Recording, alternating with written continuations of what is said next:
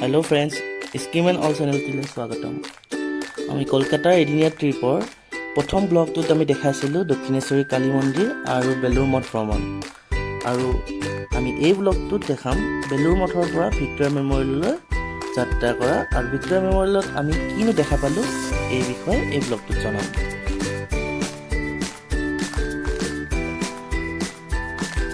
কলকাতাখন হৈছে এখন ৰঙীন চহৰ আৰু ইয়াত যিবোৰ আমি বাছ দেখিছিলোঁ সেইবোৰো প্ৰায় ৰঙীনেই।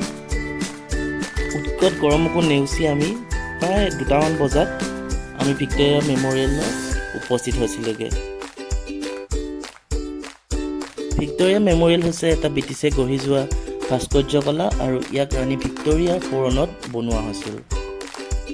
ভিক্টোৰিয়া মেমৰিয়েলত সোমাই আমি প্ৰথমতে আৰ্ট গেলাৰী পাওঁ আৰু সেই আৰ্ট গেলাৰীতে ৱালত বহুতো ডাঙৰ ডাঙৰ অইল পেইণ্টিং আঁৰি থোৱা হৈ আছে আৰু এই অইল পেইণ্টিংসমূহ ব্ৰিটিছৰ যুগতে অঁকা।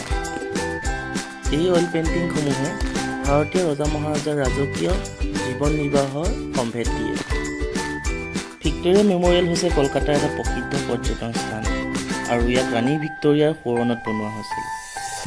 ইয়াক লৰ্ড ৰাজনে 1906 চনৰ পৰা 1921 চনৰ ভিতৰত বনোৱা হৈছিল। আৰু ভিক্টোৰিয়া মেমৰিয়েলৰ ভাস্কৰ্য ব্ৰিটিছ আৰু মোগলৰ ভাস্কৰ্যৰ মিশ্ৰণ। এয়া হৈছে ৰাণী ভিক্টোৰিয়াৰ আবক্ষ মূৰ্তি আৰু এইগৰাকী ভিক্টোৰিয়াৰ সোঁৱৰণতে লৰ্ড কাৰ্জনে এই ভিক্টোৰিয়া মেমৰিয়েলটো বনাইছিল। ভিক্টোৰিয়া মেমৰিয়েলৰ ভাস্কৰ্যকলাক ইণ্ডো চেৰেচেনিক ৰিভাইভেল আৰ্কিটেক্সাৰ বোলা হয়। এই ইণ্ডো চেৰেচেনিক আৰ্কিটেক্সাৰকে ব্ৰিটিছসকলে গোটেই ভাৰততে 1900 শতিকাত ব্যৱহাৰ কৰিছিল।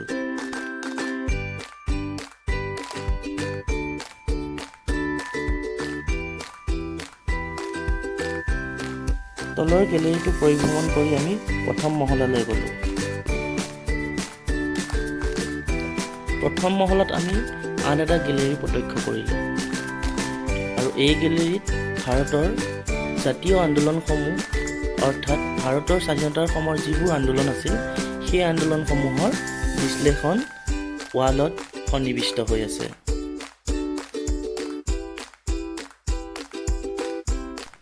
স্বাধীনতা আন্দোলনত জড়িত প্ৰতিগৰাকী বীৰ বীৰাংগনাৰ অমৰ কথা এই গেলেৰীটোৰ বেৰত খোদিত হৈ আছে।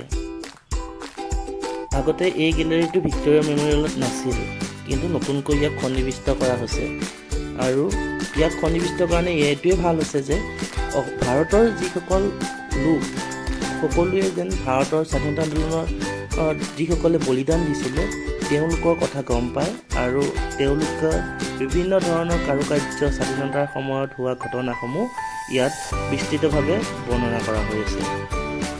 স্বাধীনতা আন্দোলনৰ লগত জড়িত প্ৰতিজন ব্যক্তি আৰু প্ৰতিটো অনুষ্ঠানক ইয়াত অডিঅ' ভিজুৱেলৰ সহায়ত ৱালত দৰ্শকক দেখুওৱা হয়। ভিক্টোৰিয়া মেমৰিয়েলৰ মধ্য গম্বুজৰ ওপৰত এঞ্জেল অফ ভিক্টৰীৰ প্ৰতিকৃতি বনোৱা হৈ আছে, যিটো বতাহৰ লগত নিৰ্ভৰ হৈ প্ৰতিটো দিশতে ই ঘূৰে। আৰু ভিক্টোৰিয়া মেমৰিয়েলৰ কেন্দ্ৰীয় গম্বুজৰ অৰ্থাৎ চেণ্ট্ৰেল ড'মৰ আশে পাশে বহুতো প্ৰতিকৃতি বনোৱা হৈ আছে, যিবোৰ কলা ভাস্কৰ্যবিদ ন্যায় ভাতৃত্ব আৰু মানৱতাক দৰ্শায়। ভিক্টোৰিয়া মেমৰিয়েলটো তাজমহলৰ দৰে মকৰানা মাৰ্বলেৰে গঠিত আৰু ভিক্টোৰিয়া মেমৰিয়েলত মুঠ 25টা গেলেৰী আছে।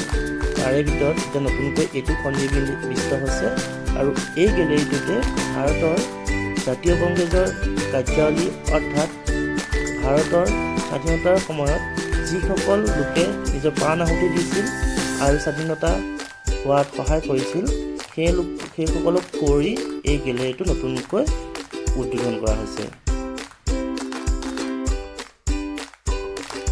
ভিক্টোৰিয়া মেমৰিয়েলৰ এই 25টা গেলেৰীৰ ভিতৰত তাৰে এটা গেলেৰীত ৱেষ্ট বেংগলৰ ইতিহাস খোদিত হৈ আছে।